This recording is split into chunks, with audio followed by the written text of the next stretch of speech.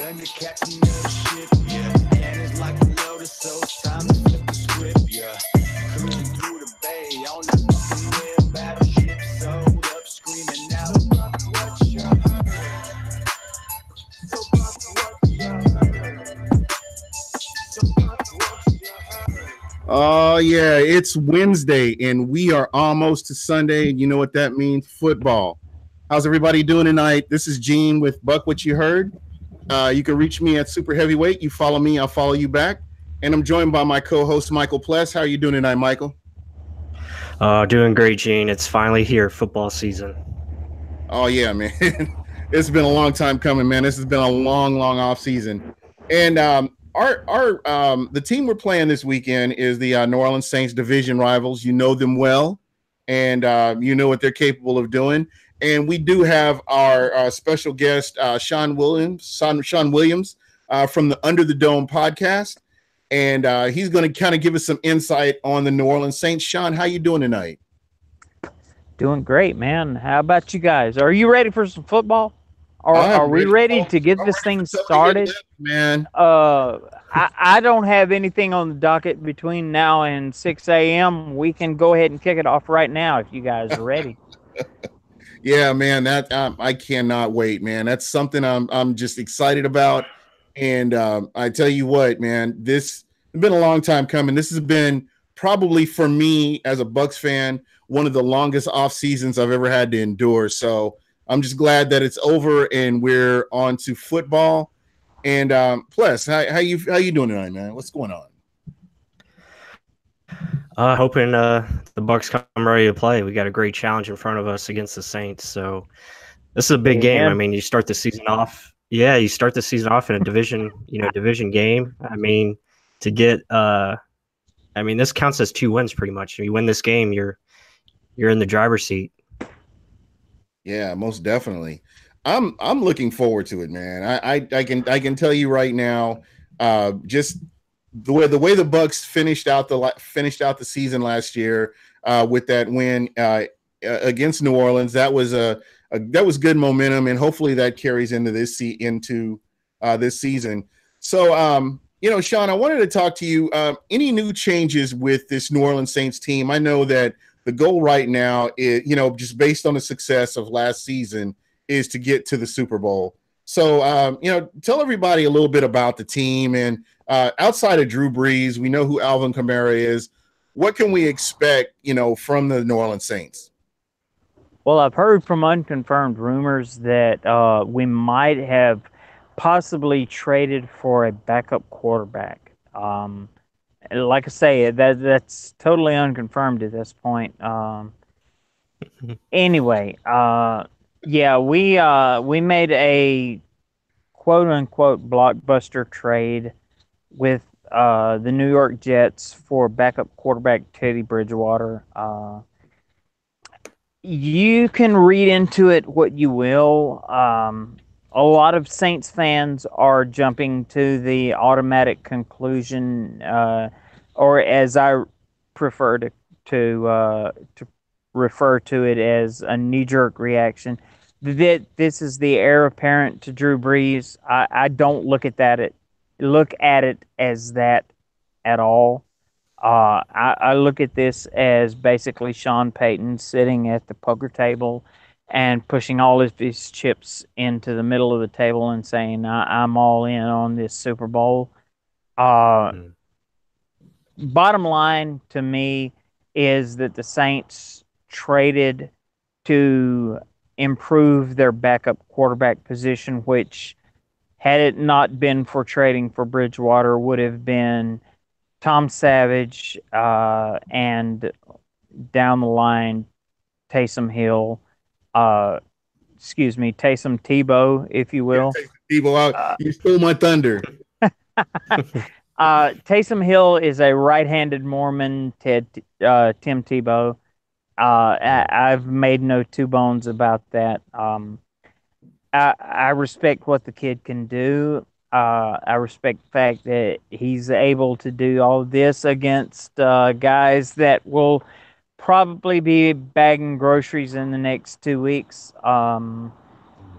the bottom line is still at this level, you have to be elite. The worst, and I've said this several times on Under the Dome.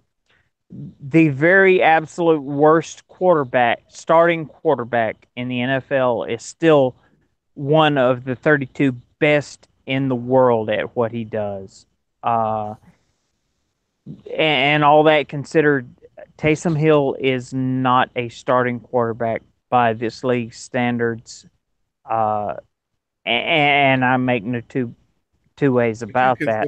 Would you consider him like a two-trick pony, kind of just the way he approaches the game? And I watched a lot of New Orleans games because I knew that this would be the first game that the first team the Bucs would face. The one thing that I saw was a huge drop off from Drew Brees to the backup quarterback, and you're just one play away from losing your quarterback. So, and then you're stuck with Tom Savage, who, again, you had to upgrade in that position because I just do not see him even as a game manager, to be very honest.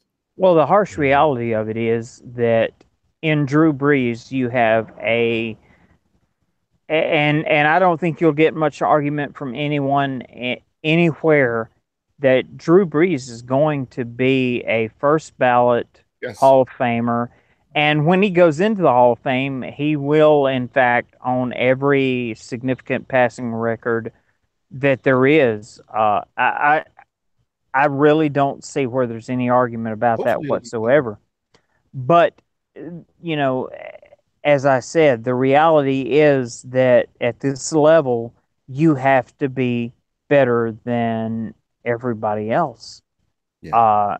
Taysom Hill is a one-trick pony, and you got him a lot of reps in the preseason, which kudos to you. You've as far as that goes, Taysom Hill has improved 150% from where he was at the beginning of the preseason, but yet and still, you don't have a starting caliber quarterback.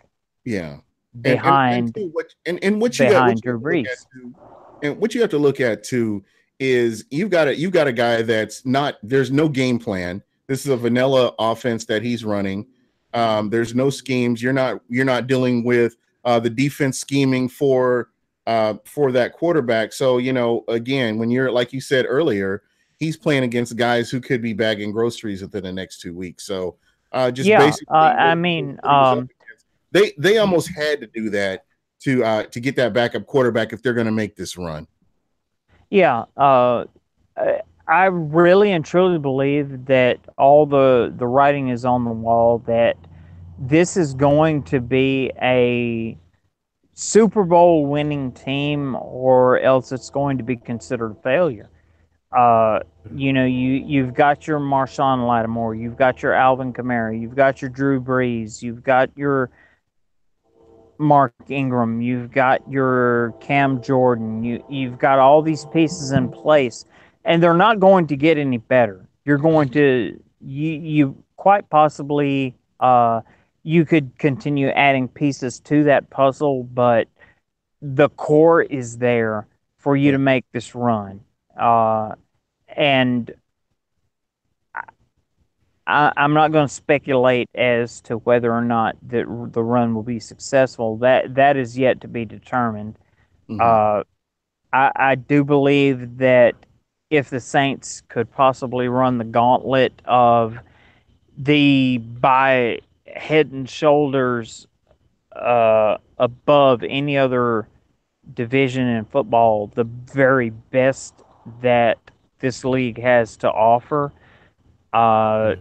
if they can come out on top in the NFC South, that's a huge plus. Yeah. And I have to ask you this, it's kind of gearing back towards Tampa.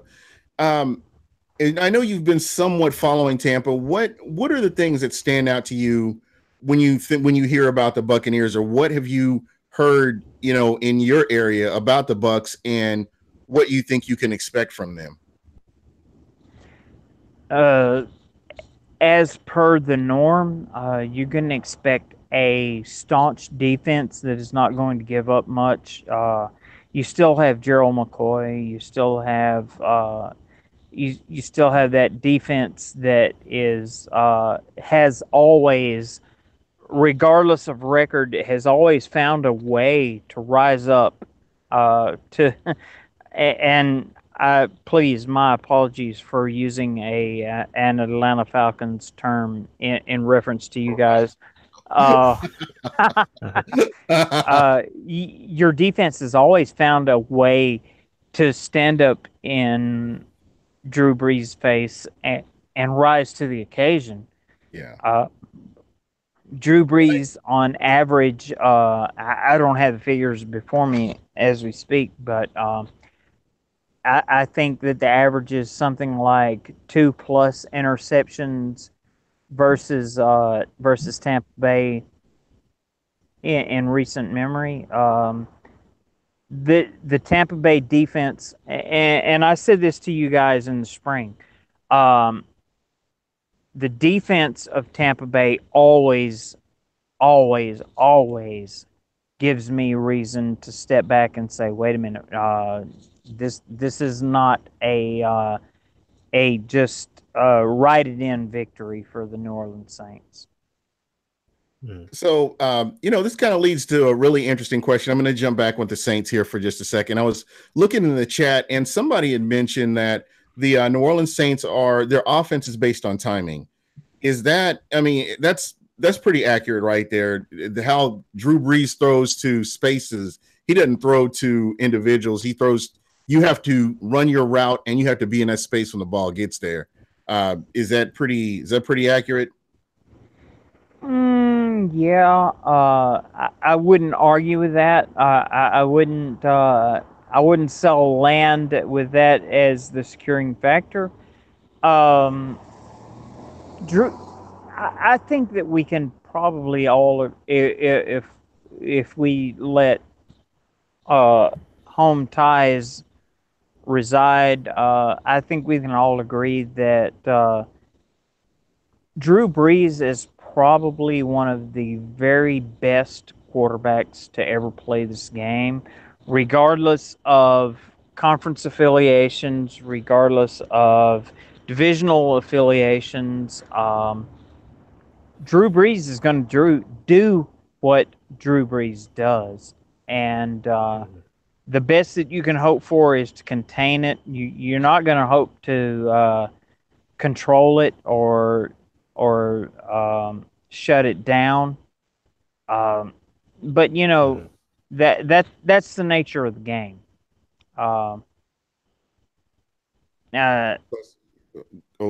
Plus, did you have any questions? I saw, was it Andres Pete, I believe, was out today from practice. Do you think he's going to be good to go on Sunday, or is that still up in the air? That is still, to be honest with you, that is still up in the air.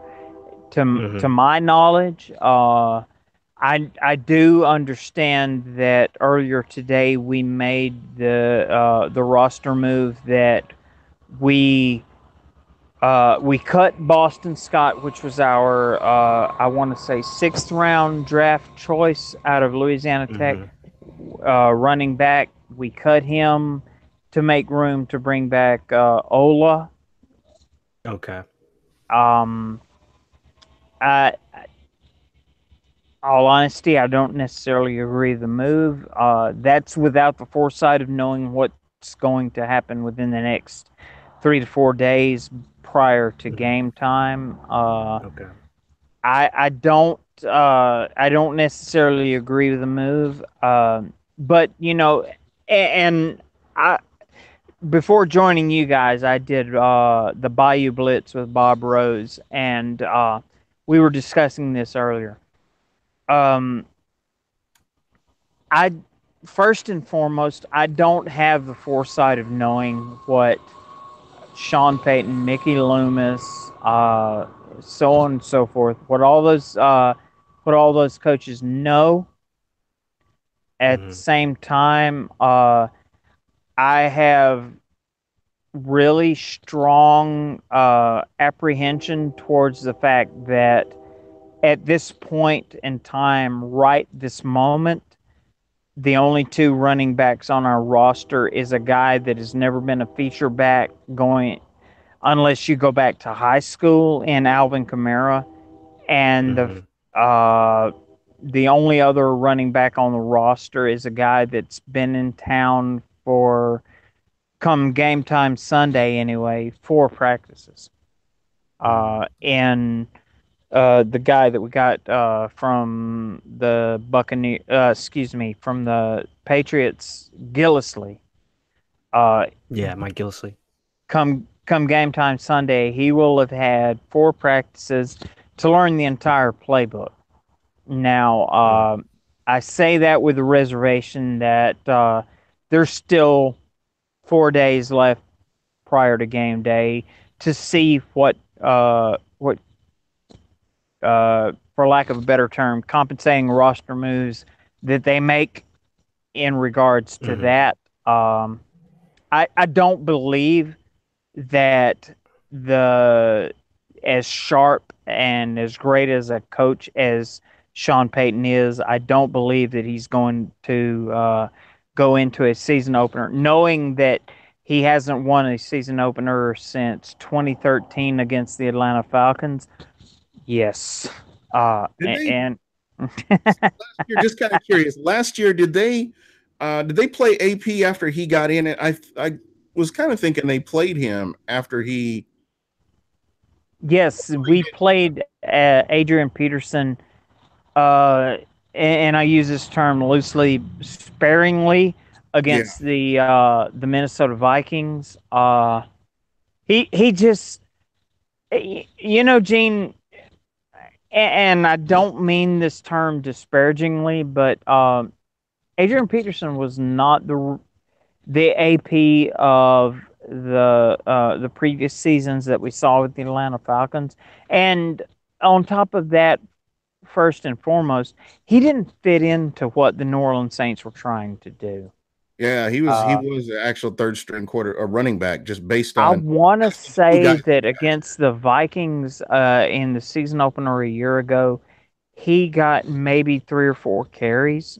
And obviously, as we're sitting here talking about this, none of those carries developed into a Sports Center moment. So he's with the Washington Redskins now via the Arizona Cardinals, via blah, blah, blah, blah, blah. But anyway, Adrian Peterson was not the answer. Um, and all indications seem to point towards the fact that Alvin Kamara was. Um, He won that job outright. Absolutely. It wasn't And handed to him. He did actually go in and win that job. I completely agree. Alvin Kamara was absolutely deserving of the offensive rookie of the year, as was Marshawn Lattimore. Much despite the views of Jameis Winston on that one particular play, but we're not going to talk about that because we're on a Buccaneers broadcast. There you go. Smart man. Smart man. No, hey, I'm I want to I'm say, politically correct if I'm nothing. hey, I do want to thank you for coming on, and just again, before we let you go here, give me your thoughts on the game. What is your final score, and let's tell everybody how they can get a hold of you. Well, first and foremost, you can follow our podcast at Under the Dome PO1 on Twitter, at Under the Dome Podcast on Facebook. You can follow me at Drew's Dad 3721 on Twitter, at Sean Williams on Facebook. Now, getting down to the ugly. And this is not going to be a revelation for you guys because you know, as diehard a New Orleans Saints fan I am, I do believe in keeping it real. Um, That being said, I think that the loss of Jameis Winston on the Tampa Bay Buccaneers is going to be, I, for lack of a better term, I don't want to say insurmountable, but I almost think that it is.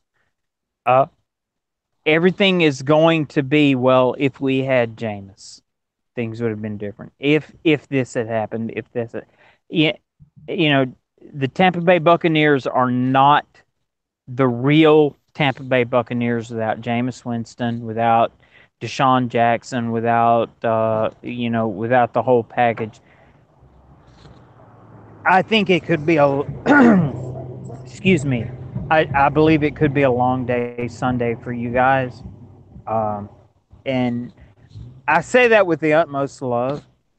Uh, uh, uh, and I approach that with the absolute utmost respect for you guys and for the Tampa Bay Buccaneers, but there is a larger picture for the New Orleans Saints at hand here, and at the same time, it could just as easily go the other way.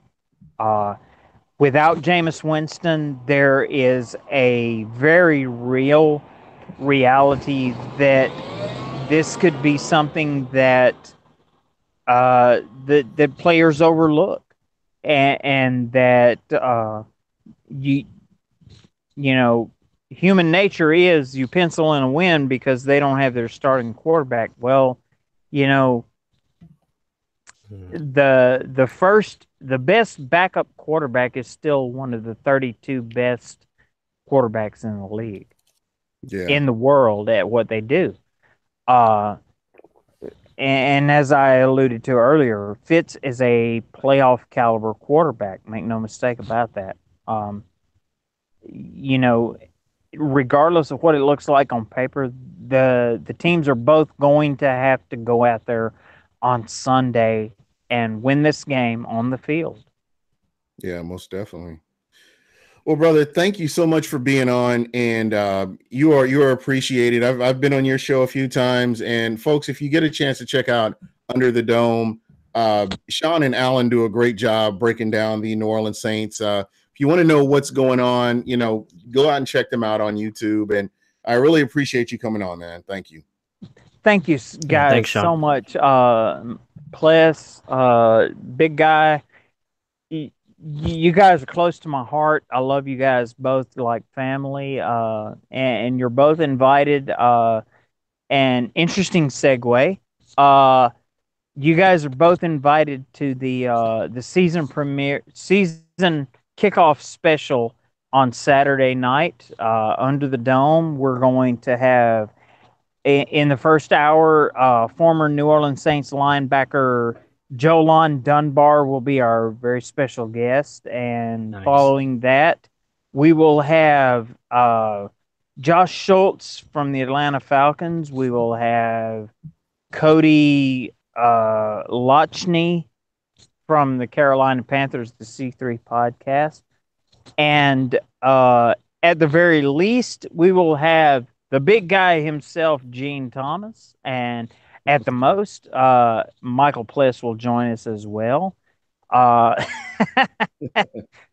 Nothing like being held to your own audience, is it? Yeah, there you go. Seriously, in all reality, we look forward to having our biggest. We do two expanded format shows a year. One is during the pre-draft stuff that's going on, and the second is always our season kickoff special when we do the NFC South roundtable, and we absolutely welcome you guys to join us. I don't know. All right. Well, thank you again, man. I appreciate it. Much love to Buck Nation.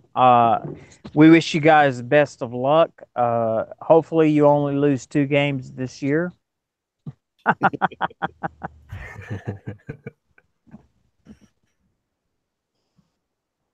All right. Well, plus, kind of got a little bit of insight on the New Orleans Saints, and Yeah. I just want to kind of get your thoughts. What are your keys to victory for the for this game? I mean, the keys, I mean, I think you just have to, like I said, before we got on, I think the big key is we have to be physical. We have to match their physicality. So, in order to do that, I think, offensive line, defensive line, they have to bring their A game. I mean, hopefully Donovan Smith can be in there, but we got to be able to just match that physicality, because last year we got out physicaled by them, especially in New Orleans. I thought we did a better job in that finale game, that final game in which we won. We were a little bit more physical, got Drew Brees off his spot a little bit, made him throw some bad passes. That's the key. You have to be able to match their physicality. And I think, just play smart football. I think analytically, I think we need to pass the ball more on 1st and 10, try to open it up a little bit more, attack and try to score. There's no establishing the run. Let's pass first and be balanced second. Go out there and try to put up points, get the lead at halftime, and then you're in the driver's seat. So, I think physicality, playing smart, and then stopping the run. I think stopping the run is probably the biggest thing, because we can't allow the Saints to be two-dimensional. I think you have to do everything you can to stop Kamara and company and really force. I know this doesn't sound good, but you really want Drew Brees to throw the ball a lot. You want him to throw it and put him in predictable situations. I think that's going to be paramount. So we have to be able to do that consistently throughout the game. Yeah, most definitely. So hopefully that all works out. And to me, the one thing that kind of sticks out to me is the Bucs really need to make sure they're executing. That's going to be Right. That's going to be huge, and they're going to have to do this. Missing tackles, as part of stopping the run. When you have somebody and you're holding them to the 5-yard line, you've got a 5-yard loss and it turns into a 15-yard gain. You have to kind of cut that stuff out. So it's just one of those things that the Tampa Bay Buccaneers really need to really take care of and make sure that they are you're doing that, because that's going to be huge for them as well. So it's one of those things that they're going to have to look at and see if they can't get that taken care of. Sorry. Oh, you're good. Technical difficulty. Yeah, absolutely. Absolutely. I think executing, execution is going to be huge. I mean, that's critical in every game. But I think it's just about making it simple. So you really want to just keep it basic. Like I said, stop the run. You want to establish physicality and really match that and really bring it to them. You want to try to get hits on Drew Brees, get him uncomfortable. Find ways to get in his passing lanes, because he's not a very tall guy. He's only, 6 foot at the most. You want to get your hands up and try to bat down passes. And while we're talking about that, I thought it was kind of interesting that you saw a lot more batted down passes in preseason. And that's something, and I know we're talking about vanilla plays, but still, when you're able to get your hands in the air, that's huge. I mean, they batted down a few balls, and I think that's something that Brentson Buckner is really preaching to this D line, is to make sure that you're getting your hands up. That's gonna be huge. I think for me, it's the defense. The defense has to show up, and you're right about physicality. They need to make Drew Brees uncomfortable. I'm not really tripping about the sacks. Me, I think sacks are sexy. But when you're getting pressure and you got a quarterback and you're making him uncomfortable, that's just as big right there, because he's less likely to be accurate. So that's going to be something that I'm looking forward to. Another thing for me is 3 and outs. I know that we've been talking about that bend don't break defense. We heard a lot about it in the preseason. If you can get this offense off the field on 3rd down, or 3 and outs, they're important, because you're giving your offense a chance to get back on the field and you're winning that field position battle. That's going to be important too. It's one of those things that, you look at that stat, but it really does make a difference, if you can get them off the field. And, again, somebody mentioned turnovers. That's something we haven't really talked about too much on this season, but I do want to touch on that as well, because you want to put your defense in a position where they can succeed. And when you have early turnovers, we saw a lot of early turnovers last year. Yeah. And just getting that under control and, playing within yourself and, like you said, taking what the defense gives you, even play calling. Why not throw a pass on first down? Right. Change it up a little bit, make yourself a little bit more unpredictable. These are things that, you really want to see. Yeah, absolutely. And, to go back, to earlier points about timing, I think that is going to be huge. Disrupt that timing on the Saints offense, because to be honest, they are a timing offense. They run a West Coast offense. It's designed to get the ball out quickly. Drew Brees does a great job of getting rid of the ball. That's why he's so tough to sack. I mean, it's very hard to sack him because he just knows where everybody is on the field. He's got eyes in the back of his head. So it's very important for, I see, guys in the chat saying press coverage. I think that is something they need to do. I'm hoping we show more of that. I would like to see our corners put their hands on the receivers and really try to press them within 5 yards, because you have to get these guys off their routes. They're too good. Michael Thomas is probably one of the better receivers in this league already at a young age, and he's a great route runner. So you have to be able to frustrate him somehow, getting him off his routes. Obviously, the front four, if they can get pressure on Drew Brees alone, that's going to help us out tremendously. That's going to be a key right there. But, back to the 3 and outs, I think, that's a momentum changer. I mean, you get 3 and outs, that really shifts momentum towards your offense. It gives your offense more confidence. They can be a little bit more aggressive because your defense is being consistently, getting the other offense off the field, not letting them get, deep into other, your opposing team's territory. So that's always going to be a huge key. 3 and outs and protecting the football, scoring in the red zone. Those 3 right there. Those are the big keys. I mean, pretty much weekly. But how you get to 3 and 6 and plus, that's what you want to do. Get to 3rd and 6, 3rd and long. You want to have more 3rd and 9 situations, but you do that by stopping the run. That's what has to come first. Yeah, and that. Like I talked about that a little bit earlier. But, wrapping up and making that tackle, making that play, that's right. What the Bucs shouldn't worry about penalties or any of the other stuff. They should worry about executing what they need to execute. If this is your assignment, this is what you need to do. If they're making a tackle, if you've got somebody dead to rights, 5 yards back, that's where you need to make that tackle at. It shouldn't turn into a 15-yard play.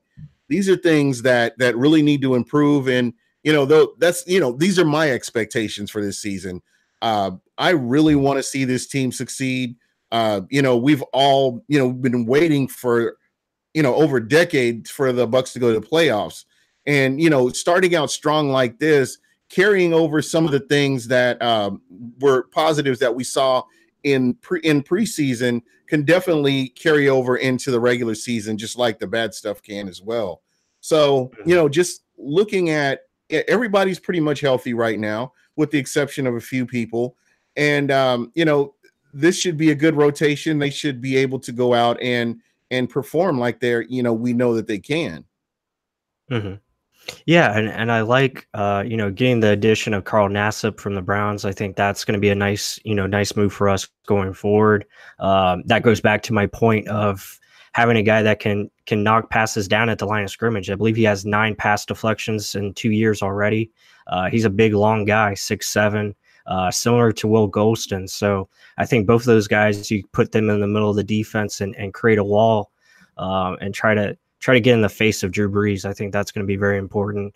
Obviously, we love to see Vita Vea out there, but you can't rush him. I think he'll be coming along slowly and getting better as the season goes on. So that'll be good.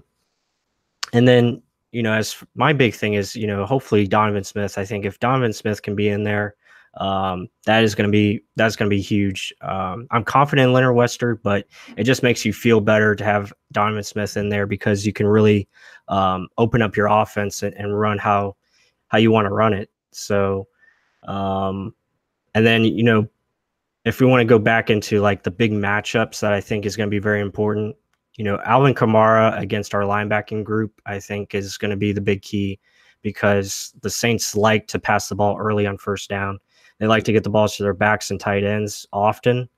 So I think, you have to be able to look for that. You have to be able to really blitz Kamara because I think that's what you want to try to do, get him uncomfortable because they do a good job of optioning him out into the slot and then he's able to run, whatever he wants to run, options outside or inside. And that's like an easy, 6-yard gain. And then if you don't tackle him, that turns into a bigger gain. So. And I know we talked about this last week, but again, how are you game planning? You're the head coach, or you're the defensive coordinator. How are you game planning against that Saints offense? Yeah, I mean, I'm really playing a tight box up front. I'm probably loading the box up with 8, and I'm playing press on the outside. I know it's a little dangerous because you're suspect to the deep pass, but I'd rather force Drew Brees to throw the ball downfield because he just doesn't have the arm strength that he used to. He can still get it there, but at times he'll throw ducks where it's just floating up there, where it seems like it was forever. So, yeah, I'm playing very aggressive. I'm trying to send multiple blitzes. I even put in some like zone coverage where you have your defensive ends drop back into zone, just to confuse Drew Brees. Have your linebackers always focus on Kamara. I think you have to have a guy with Kamara at all times. I think that's their biggest mismatch, Kamara in the passing game. Not so much in the run game. I mean, he can still run the ball, but I think the passing game is where he's a whole nother animal space. So he kills you in space. And then obviously Michael Thomas. I mean, who are they going to put on Thomas? I don't know. Obviously, they might have to put Carlton Davis just because of the size. And plus, Brent Grimes doesn't like to play press. So that's going to be an interesting dynamic. But yeah, I mean, the main thing is you got to be able to disrupt that overall timing of the offense. And it starts with stopping the run and getting after the quarterback. Yeah. And possibly even, jamming your receivers or getting them off their routes, that. Right. But again, I know that's not a Mike Smith MO. And, and again, we all saw the press conference, and I know he talked about playing these guys for their strengths. And if you've got a guy, that's what his specialty is press. That's how I would utilize him. I know you can't do it every single play, but you kind of have to utilize that to try to get them that 3rd and long situation. Yeah, you have to. The main thing is, I think, Mike Smith knows this. I think he's got to be able to mix up his coverages, whether it's, he plays a lot of cover 4, but, you got to mix it up into some cover 2, cover 1, where you're playing more press man, being a little bit more aggressive. And we have to blitz our linebackers a little bit. And I think that's something you're going to see where you get Levante David or Quan Alexander coming up the A gap and really allow them to use their speed and be disruptive. I think they were at their best last year against the Jets, where they were able to blitz up the middle constantly or off the edge. Excuse me. Excuse me. Yeah. But now, like I was saying, and this is something to kind of keep in mind too. You look at the edge rushers that Tampa has now compared to what they were working with last year. Right, night and day. Does this make a big difference to you in your opinion? Just comparing the two, does that make a big difference? I mean, it should, but again, there's a lot of new pieces. But I mean, the talent level is night and day. I mean, it should be better. Just the type of players that they have now, they have guys that can really set the edge, and they didn't have guys last year that could set the edge, and they really they got beat out on the outside consistently, especially in the run game. So to have a JPP and a Vinny Curry, being able to rotate Golston in there, and then Carl Nassib, who's another guy that can set the edge. I mean, that guy doesn't get pushed off the ball for the most part. So that is going to be a big plus, just to be able to be consistently able to stop the run. That's going to be the big thing. Yeah, and this is a question for you because I'm sure I'm sure you have a great answer here. You know, the fact that Carl Nassib was released, is that saying that the Cleveland Browns line is that good, or what? Or was it a cap situation? What was the reason for him getting released? Was it more his play, or was it more money, or where exactly does he fall in that? Well, he is limited athletically, so that was his downfall. That is why he was a 3rd round pick. Just not that athletic. Doesn't have great bend around the edge as far as a pass rusher goes. So just little inconsistencies with technique and just his overall ability to bend the edge. He just doesn't really have that. But the Browns are moving to, you know, something newer. They're under Greg Williams. He runs a 3-4. A little bit more aggressive. He wants more athletic guys in there. So, and again, they have Myles Garrett on one side, and then they have Emmanuel Ogbah on the other, which is a pretty good combo. And then they just picked up the guy from Minnesota. So they have guys. I mean, I'm forgetting the other guy's name, but he's pretty athletic. I mean, I think they just wanted more speed around the edge there. And again, they have a lot of good defensive tackles as well. So, yeah, I mean, they have a pretty solid group. I don't think it was anything salary cap wise, or it really just came down to him athletically and a numbers game. And I think in this defense, he actually fits us better. I think he's more ideal for a 4-3. Mike Smith can use him like they use William Golston, where they put him inside or outside, and he can offer some, you know, versatility. Yeah, most definitely. So, just on the flip side of that, now that you're talking about offense, how do you attack that Saints defense? Well, yeah, I mean, the Saints defense, again, they have a pretty solid secondary, pretty good front 7. They added Demario Davis, who's a really good tackler, really good against the run.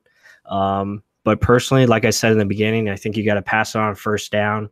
You have to get your tight ends and running backs involved in the pass game. You kind of have to do what the Saints are doing. You know, you have to get the ball out in space to your running backs and use your tight ends. I mean, OJ Howard and Cam Brate, they have to use them and get them in space against the Saints linebackers and safeties, because that's where they're weak at, especially in coverage. You have to get them moving east to west and really run some, like, you know, crossing routes and run some drag routes, get them the ball early. You don't want to have Fitzpatrick really holding the ball on to, you know, their front 4 can really push the pocket. So I think, you know, getting the ball out of Fitzpatrick's hands is going to be key. Obviously, running the ball, you want to run the ball a little bit with Peyton Barber. If you're going to run the ball, I would run to the left side. I think their left side is weak. Especially Alex Okafor. I don't think he's really good at stopping the run. I think obviously Cam Jordan is the better player. So I think you would run away from Cam Jordan and really try to set the edge on that left side and attack it, because I think that's where you can find advantage points. But yeah, I mean, really just play it smart and get the ball to your mismatches. I think Deshaun Jackson can be a game changer later in the game, especially if you hit your tight ends and running backs, because I think they'll forget about him. And I think you can open it up where you have those safeties start coming down, and then you can, you know, get him over the top. So if they're able to do that, you know, just play smart football, I think they'll have a good chance of putting up some points. Yeah, most definitely. And I'm glad you brought up Deshaun Jackson. That's somebody that I was definitely going to bring up. I talked about this last year. If you've been watching Buck What You Heard, you've heard me since last year. When the season was winding down, I said Deshaun Jackson is going to be all right. Go back to this, and I can't stress this enough. You go back to 2015 when Mike Evans and Jameis Winston first started working together, and that was, quote unquote, Mike Evans, one of his worst years where he had drops and, you know, different things of that nature. They fixed that over the offseason, and you saw what Mike Evans turned into after that. Again, you're looking at somebody who's a consummate professional in Deshaun Jackson, who there was no timing, there was no chemistry last year, and you could see it. You could see, I swear he left easily 500 yards on the field, just balls being overthrown, passes that he should have caught, he didn't catch, just different things where there's an issue with chemistry. And you saw that improve this season, whether it's with Jameis Winston, whether it's with Ryan Fitzpatrick. They're both able to hit him after they've been able to work with him in the offseason and get themselves ready. I expect big things from Deshaun Jackson. I know everybody's talking about Mike Evans. With Mike Evans, you know what you're going to get. But I expect Deshaun Jackson to get in there. And another guy we haven't talked about tonight, and we need to be talking about him, Chris Godwin. Chris Godwin is a guy that everybody in the NFC South is sleeping on, with the exception of the New Orleans Saints because of that walk-off touchdown. But outside of that, nobody's really giving him props, or nobody's really looking at him, and the Buccaneers, nobody's really looking at the Buccaneers if you look at the national media. So these are guys that can come in and contribute. OJ Howard was, in my opinion, grossly underutilized last season. And, the improvements that he's made that I've seen just in preseason, I'm really looking forward. Is another guy I'm really looking forward to. He's got all the tools. He can block, he has speed, and he's got nice hands. So, that's somebody else. That's a weapon that you have that you really need to get him involved in this game as well. So, again, all these players and only one ball to get to them. So it should be one of those things where, we just kind of have to sit back and wait and see. They talk about bend, don't break, but on the other end of the ball, you want to be able to take what that defense gives you. If you've got a soft middle like that, and you hit your tight end, he's got speed, he's got power, and you're looking at another first down. You've got another set of downs to work your way down the field. So these are things that, as I'm looking at last season and looking at what we have this season, I'm really excited. And I think the Bucs can do some big things.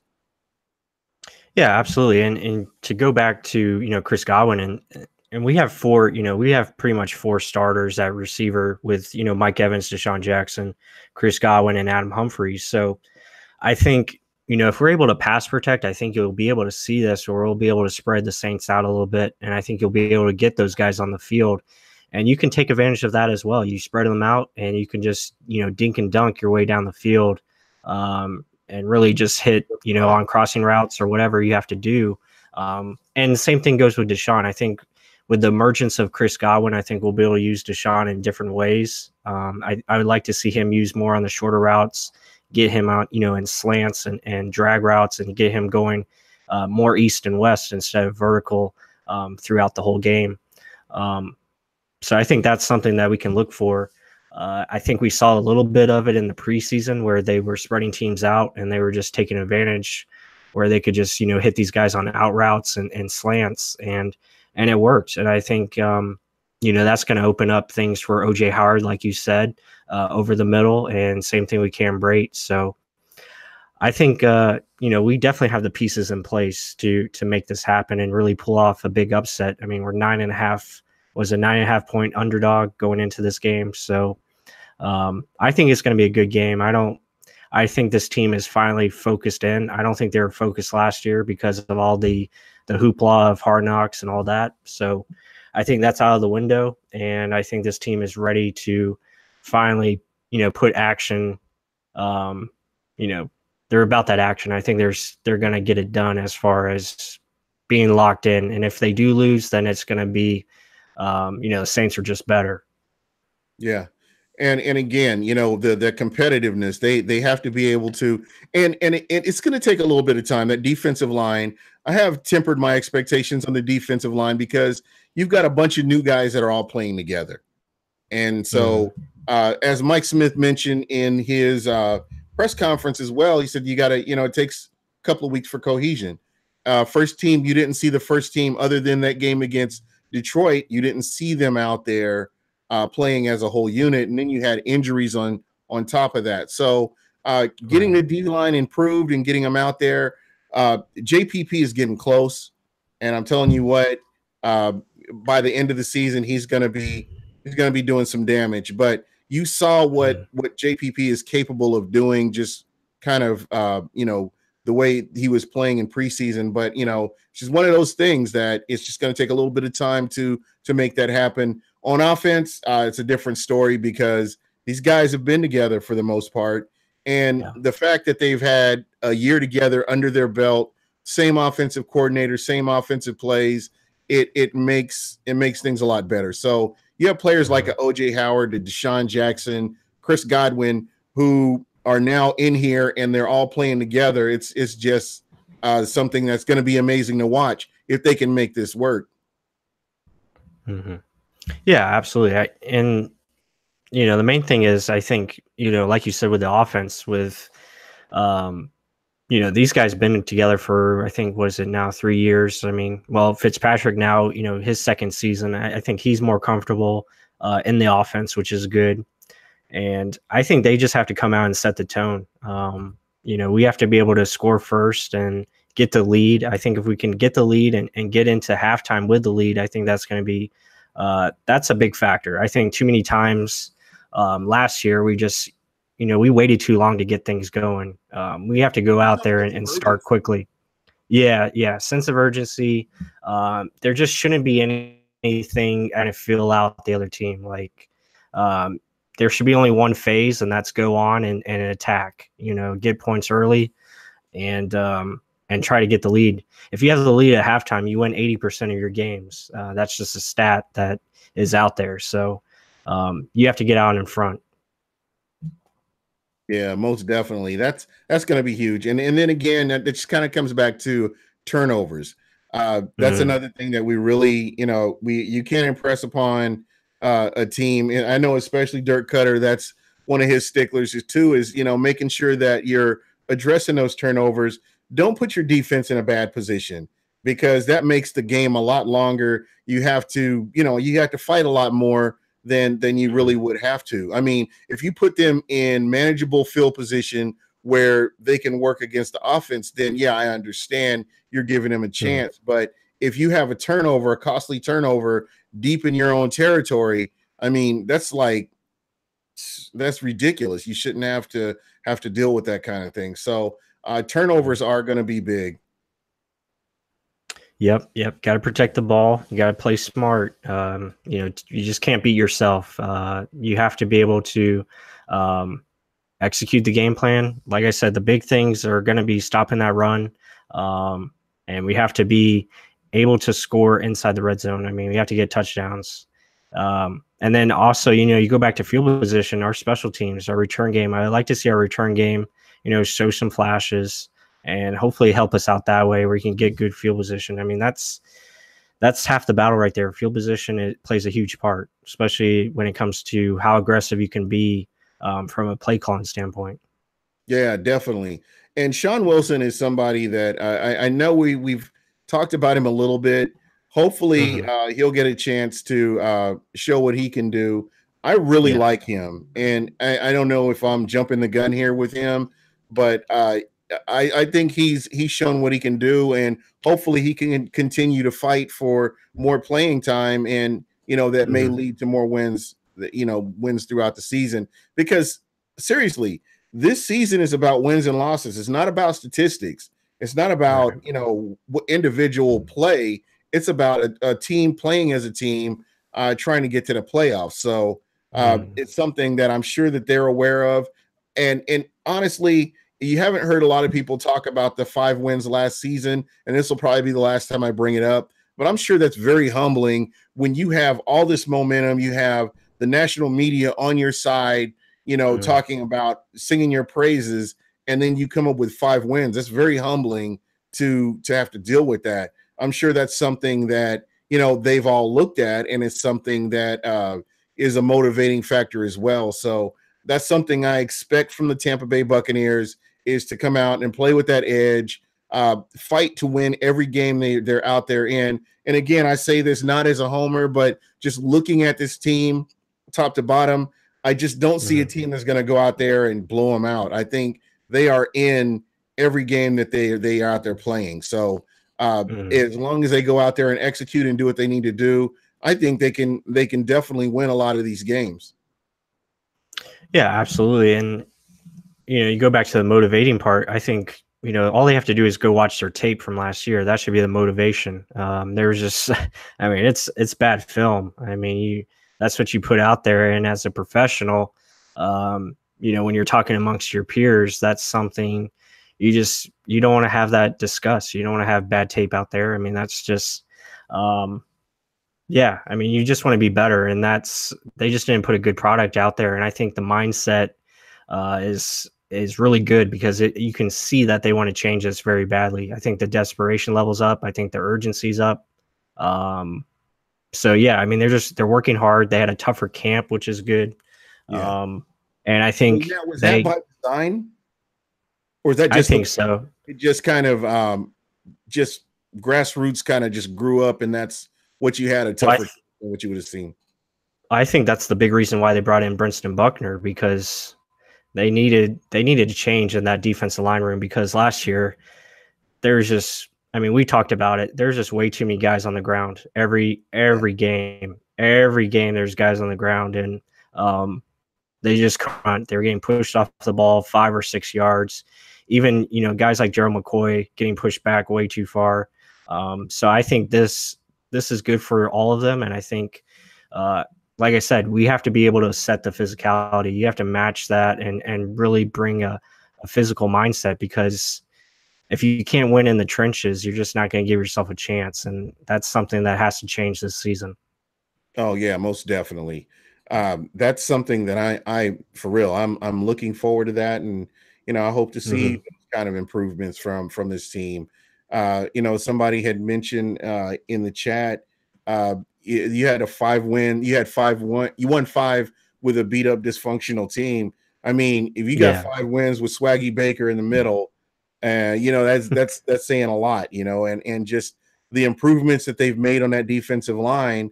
An interesting point, and I don't know, this is as of day before yesterday, the people that have been released from the team, currently none of them have a home right now. So that kind of tells you, what we had last year and, where everybody is right now. So, that goes back to their tape. That goes back to their 2017 tape, and it was a piss poor product, and that's why they're not on teams right now. You look at Robert Ayers, there's a reason he's available, because his tape was god awful. I mean, it just wasn't very good. Yeah, he still got pressures, sure, but as far as everything else, it wasn't good enough. Same thing with Chris Baker, and I'm surprised he got signed, to be honest. I don't know how that guy does it, but he's got a very good agent. But yeah, you just don't have guys, humping trees anymore. The focus is on the team, and it's about winning right now. And I think that's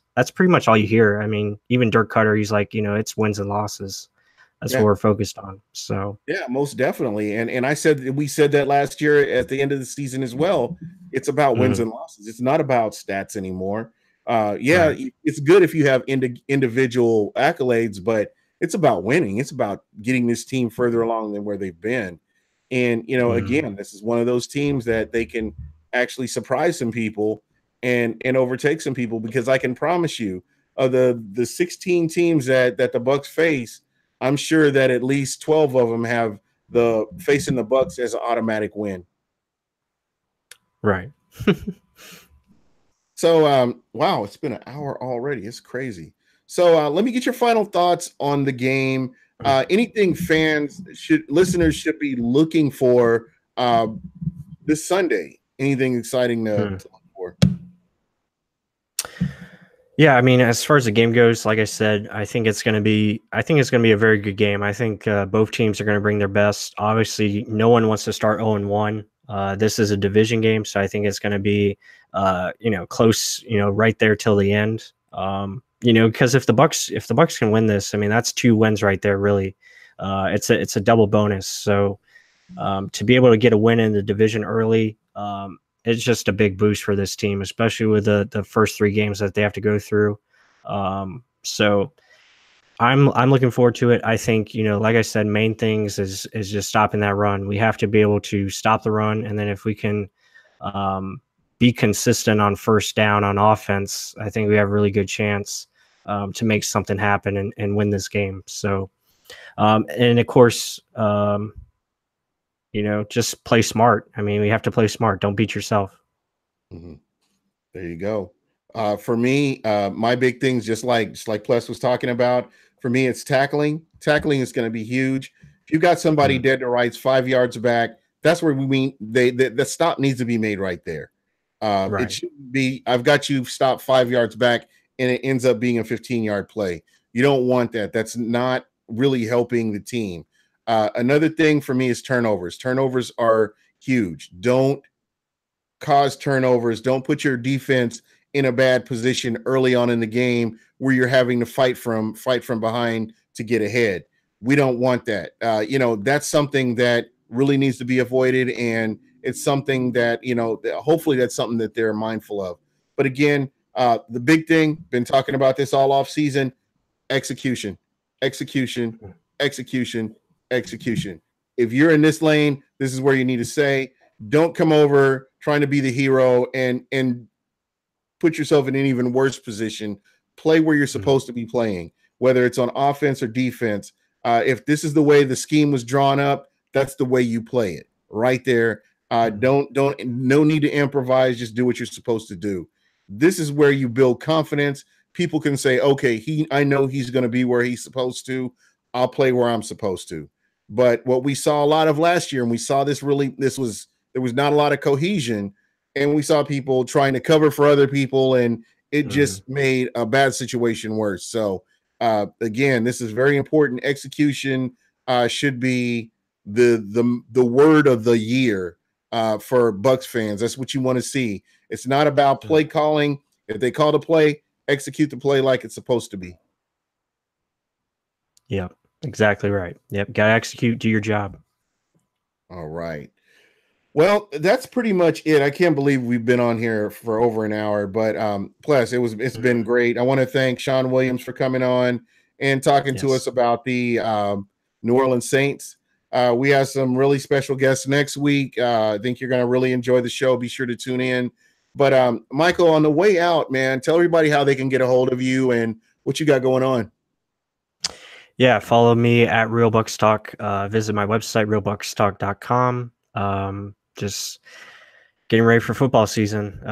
We're trying to go into a new direction that we've been working on. So got some exciting things coming up. So we're really excited what we're going to be bringing this season. I think it's going to be something unique and different, and just more Buccaneers content for all the fans. And just really excited for this season because I think it's going to be a good one. It's going to be something that's going to be fun, more fun than last year for sure. Yeah, most definitely.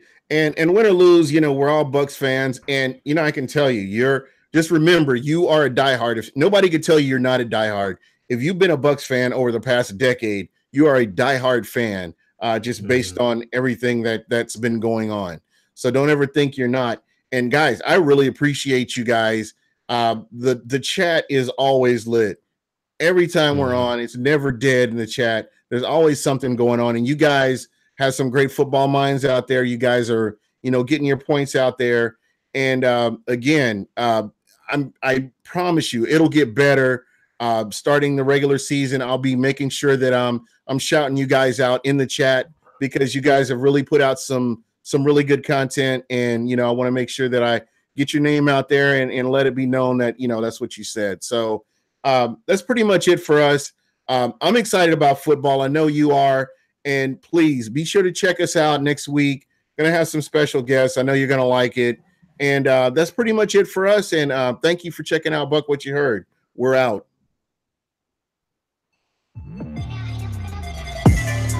It gonna catch another ship, yeah. And it's like a lotus, so it's time to flip the script, yeah.